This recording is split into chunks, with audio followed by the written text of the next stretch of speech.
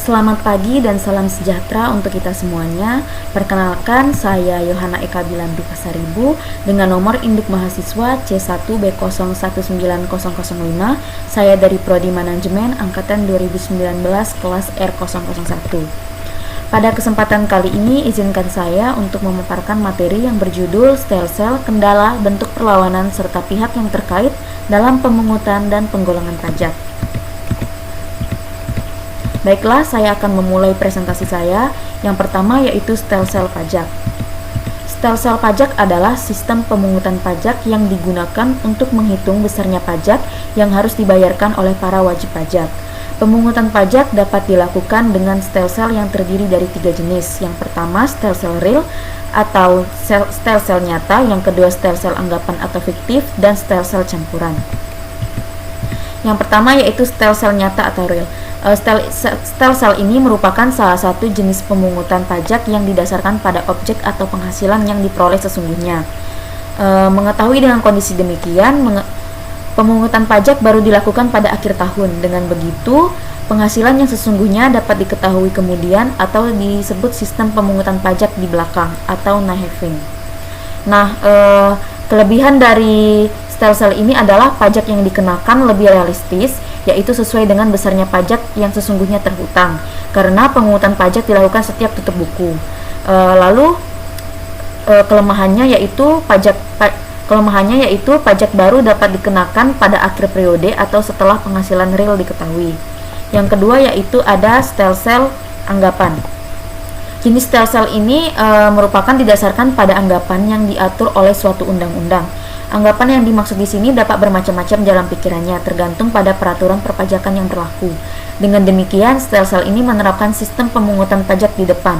Misalnya, penghasilan suatu tahun pajak dianggap sama dengan tahun sebelumnya, sehingga pada awal tahun pajak telah dapat ditetapkan besarnya pajak yang terhutang untuk tahun pajak berjalan. Nah, kelebihan dari stelsel anggapan ini adalah pajak dapat dibayar selama tahun berjalan tanpa harus menunggu pada akhir tahun. Sedangkan kelemahannya adalah pajak yang telah dibayar wajib pajak tidak berdasarkan pada keadaan yang sesungguhnya. Selanjutnya yaitu ada stelsel campuran. Nah, jenis stelsel ini merupakan kombinasi antara stelsel nyata dan stelsel anggapan. Pada awal tahun, besarnya pajak dihitung berdasarkan suatu anggapan. Kemudian, pada akhir tahun, besarnya pajak disesuaikan dengan keadaan sebenarnya. Apabila kenyataannya besarnya pajak lebih besar daripada menurut anggapan, maka wajib pajak harus menambah pembayaran. Sebaliknya, apabila besaran pajaknya menurut kenyataan lebih kecil dari pajak anggapan, maka wajib pajak dapat meminta kembali kelebihannya atau direstitusi atau dapat juga disebut dengan dikompensasi. Nah, kelebihan dari stelsel campuran ini adalah pemungutan pajak sudah dapat dilakukan pada awal tahun pajak dan pajak yang dipungut sesuai dengan besarnya pajak yang sesungguhnya terhutang. Kelemahannya yaitu adanya tambahan pekerjaan administrasi karena penghitungan pajak dilakukan 2 kali, yaitu pada awal dan pada akhir tahun. Selanjutnya yang kedua, kendala dalam pemungutan pajak. Yang pertama yaitu berbagai peraturan pelaksanaan undang-undang yang seringkali tidak konsisten dengan undang-undangnya. Nah, melaksanakan tax reform lebih pelik dan makan waktu dibandingkan dengan ketika merancang tax reform dalam undang-undang. Apabila peraturan pelaksanaan yang dijadikan dasar dalam melaksanakan aturan hukum pajak tidak konsisten dengan undang-undang, tentu akan mengakibatkan kendala yang fatal dalam pemungutan pajak. Lalu yang kedua yaitu kurangnya pembinaan terhadap pajak daerah dengan pajak nasional. Pajak daerah dan pajak nasional merupakan satu sistem perpajakan Indonesia yang pada dasarnya merupakan beban masyarakat, sehingga perlu dijaga agar kebijaksanaan perpajakan tersebut dapat memberikan beban yang adil. Sejalan dengan perpajakan nasional, maka pembinaan pajak daerah harus dilakukan secara terpadu dengan pajak nasional. Pembinaan harus dilakukan secara terus-menerus, terutama mengenai objek dan tarif pajaknya, supaya antara pajak pusat dan pajak daerah itu saling melengkapi. Yang ketiga yaitu database yang masih jauh dari standar internasional. Kendala lain yang dihadapi aparatur pajak ini adalah salah satunya ini. Padahal database sangat menentukan untuk menguji kebenaran pembayaran pajak dengan sistem self-assessment. Persepsi masyarakat bahwa banyak dana yang dikumpulkan oleh pemerintah digunakan secara boros atau dikorupsi juga menimbulkan kendala untuk meningkatkan kepatuhan membayar pajak. Berbagai pungutan resmi dan tidak resmi baik di pusat maupun di daerah yang membebani masyarakat juga menimbulkan hambatan untuk menaikkan penerimaan pajak. Yang keempat yaitu lemahnya penegakan hukum terhadap kepatuhan membayar pajak bagi penyelenggara negara. Lalu yang kelima, kurangnya atau tidak adanya kesadaran masyarakat. Dalam pemungutan pajak dituntut kesadaran warga negara untuk memenuhi kewajiban kenegaraan. Kurangnya atau tidak adanya kesadaran masyarakat sebagai wajib pajak untuk membayar pajak ke negara mengakibatkan timbulnya perlawanan atau terhadap pajak yang merupakan kendala dalam pemungutan pajak sehingga mengakibatkan berkurangnya penerimaan kas negara. Lalu yang ketiga, saya akan membahas bentuk perlawanan pajak. Ada dua bentuk perlawanan terhadap pajak. Yang pertama, perlawanan pasif meliputi struktur ekonomi, contohnya yaitu pajak penghasilan yang diterapkan pada masyarakat agraris. Lalu ada perkembangan intelektual dan moral penduduk. Contohnya, pajak kepemilikan permata yang diterapkan di Belgia. Permata adalah benda yang kecil dan sulit dikontrol keberadaannya, sehingga bisa pemilik permata menyembunyikan permata ini agar terhindar dari pengenaan pajak. Lalu ada cara hidup masyarakat di suatu negara. Contohnya yaitu masyarakat yang hidup di daerah tropis yang hanya memiliki 2 musim sehingga memungkinkan mereka bekerja sepanjang tahun.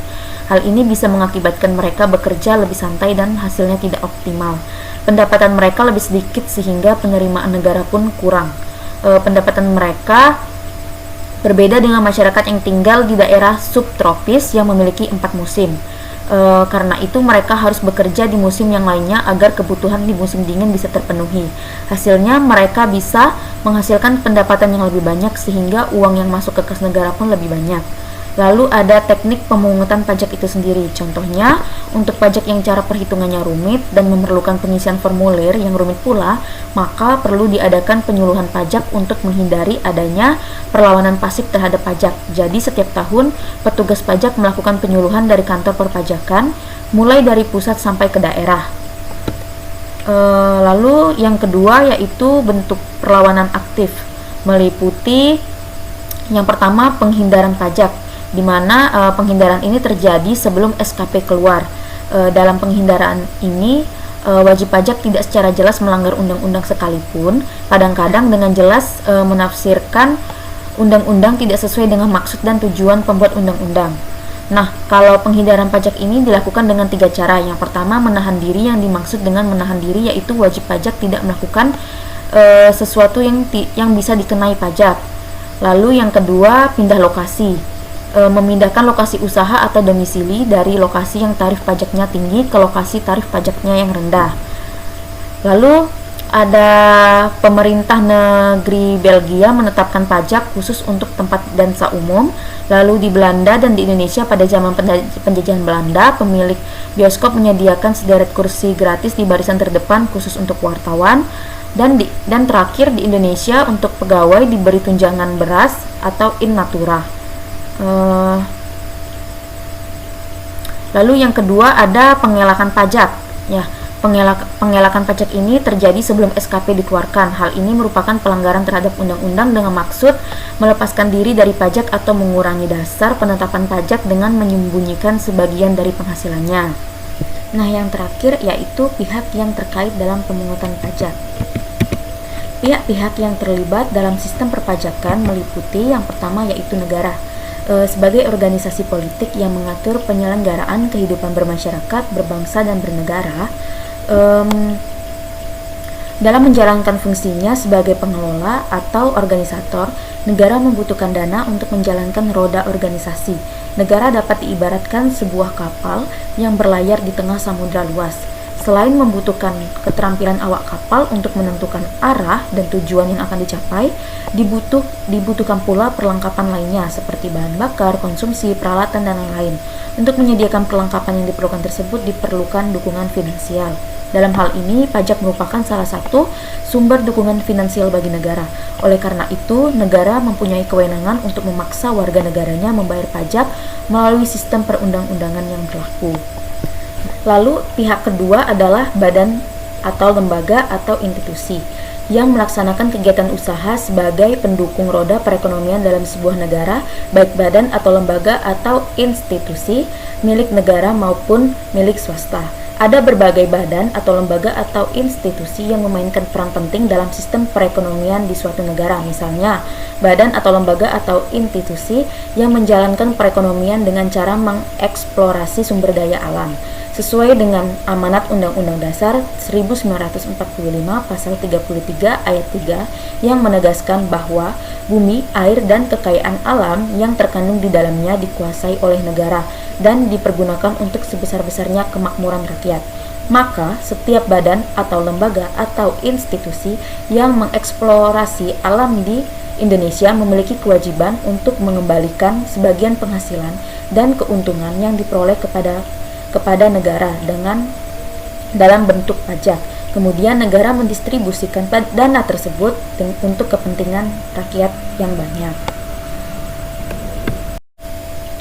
Lalu ada pihak ketiga. Pihak ketiga ini adalah warga negara atau perorangan yang bekerja atau berusaha sehingga memperoleh penghasilan. Mereka ini memiliki kewajiban untuk menyisihkan sebagian penghasilannya. Setiap warga negara sejak dilahirkan sampai dengan wafat pasti menikmati fasilitas dan pelayanan dari pemerintah yang semuanya dibiayai oleh uang yang berasal dari pajak. Kesimpulan, pajak diperlukan sebagai solusi bagi keterbatasan dana pembangunan dari sebuah pemerintahan yang tujuan utamanya adalah mensejahterakan masyarakat. Di samping itu, pajak pada hakikatnya merupakan suatu bentuk penggalangan dana yang bertujuan untuk meningkatkan semangat kerjasama, gotong royong, membangkitkan kesadaran atas kehidupan bersama untuk saling tolong peduli kepada orang lain. Nah, itulah pentingnya pajak itu dipungut oleh pemerintah, karena juga kita sebagai masyarakat kita akan menikmati hasil pajak yang dipungut oleh pemerintah tersebut. Jadi kita juga harus wajib mengingat kewajiban kita untuk taat pajak. Baiklah, demikianlah materi yang dapat saya sampaikan. Saya mengucapkan terima kasih atas perhatiannya, dan saya juga mohon maaf apabila ada kesalahan dalam penyampaian materi. Terima kasih, selamat pagi dan salam sejahtera untuk kita semuanya.